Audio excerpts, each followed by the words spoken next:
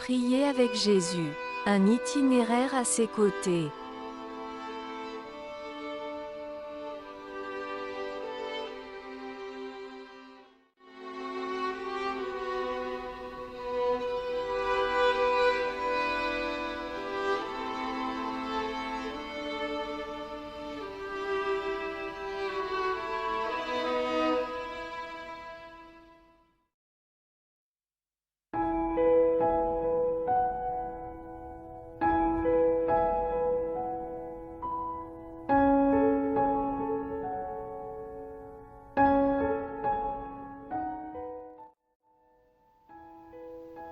Chers amis, bonjour. En cette troisième semaine de notre cheminement, nous voici arrivés au jour 6. Le thème, la tentation. Ne nous induis pas en tentation, mais délivre-nous du mal. Matthieu chapitre 6, le verset 13. La pêche est pour beaucoup un passe-temps favori. Demandez à quelqu'un qui pratique la pêche à la ligne. Il vous dira comment il fixe la mouche à l'hameçon, qu'il lance ensuite sur l'eau avec l'espoir de capturer une truite d'un coup sec. Quelques-uns sont si petits qu'ils se confondent avec des moustiques. D'autres, si imposants qu'ils sont capables de faire une bosse à l'arrière de la tête si on ne fait pas attention en les lançant sur l'eau. Mais tous ne vise qu'un but, tenter et séduire le poisson. Est-ce l'idée que vous vous faites de la tentation? Dieu est-il un habile pêcheur qui adapte l'appât à vos points faibles? Vous le présente-t-il d'une certaine manière pour voir si vous saurez résister? Bon, sachant que Jean est enclin au commérage, essayons l'appât numéro 12 et lançons une rumeur chatouiller ses oreilles. Voyons s'il mord à l'hameçon ou s'il se garde de tomber dans le piège.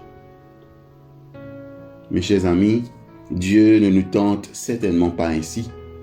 Mais alors pourquoi, dans cette prière axée sur les nécessités primordiales de la vie, Jésus a-t-il enseigné à ses disciples à demander de ne pas entrer dans l'épreuve ou selon une autre formulation courante, à ne pas entrer dans la tentation?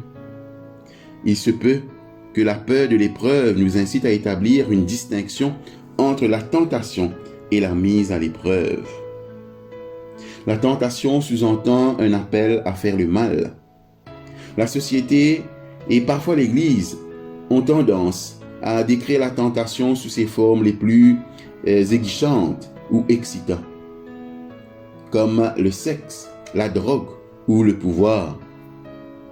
Or, la tentation se présente aussi sous des formes beaucoup plus subtiles.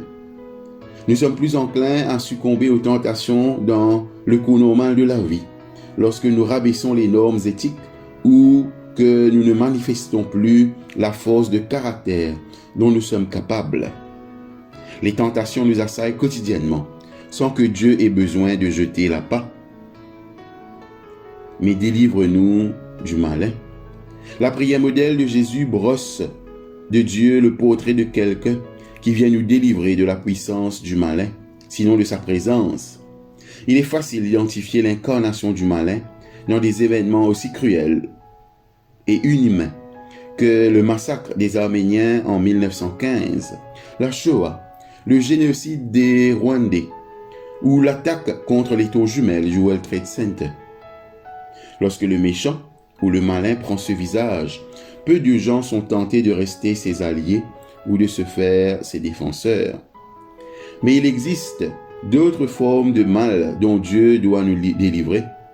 Un mal qui se part parfois du vêtement de la respectabilité, de la popularité ou de la religiosité.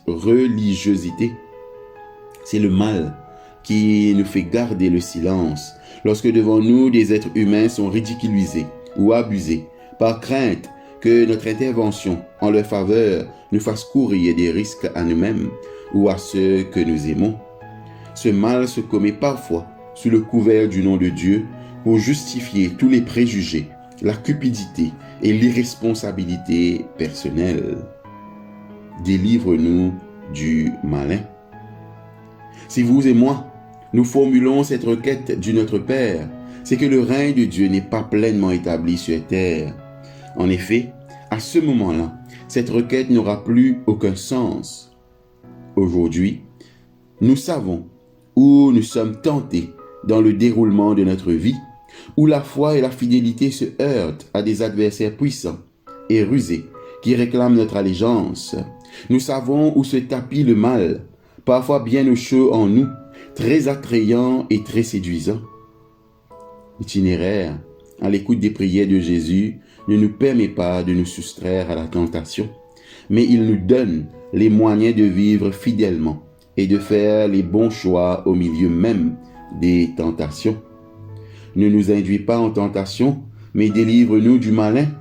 Lorsque la mise à l'épreuve s'annonce et que le malin s'approche, la prière de Jésus nous laisse la promesse de Dieu en qui nous plaçons notre espoir. Car son désir n'est pas de tenter notre faiblesse, mais de racheter notre vie. Prions. Puissant et tendre Rédempteur, s'il m'arrive de m'éloigner de toi au moment de la tentation, ou lorsque le mal m'assaille, attire-moi de nouveau à toi. À ces moments difficiles, sois à mes côtés pour me redonner du courage. Fortifie ma volonté. Aide-moi à me confier en ta grâce. Par Jésus ton Fils. Amen. Votre exercice spirituel pour ce matin. Mettez à part au moins 10 minutes pour être seul. Formulez à voix haute cette requête du Notre Père. Puis, observez un moment de silence. Y a-t-il un mot ou deux de cette requête qui trouvent un écho particulier dans votre esprit? Lesquels? Répétez la requête à haute voix. Marquez un temps de silence. Quelle situation particulière libère votre vie ou de la vie de votre assemblée vous vient-elle à l'esprit? Pratiquez plusieurs fois de suite cette séquence de prière et de méditation silencieuse. Puis, notez dans votre journal vos pensées et vos impressions sur cette expérience de prière. Trouvez un moyen d'inclure ces situations dans vos prières de ce jour.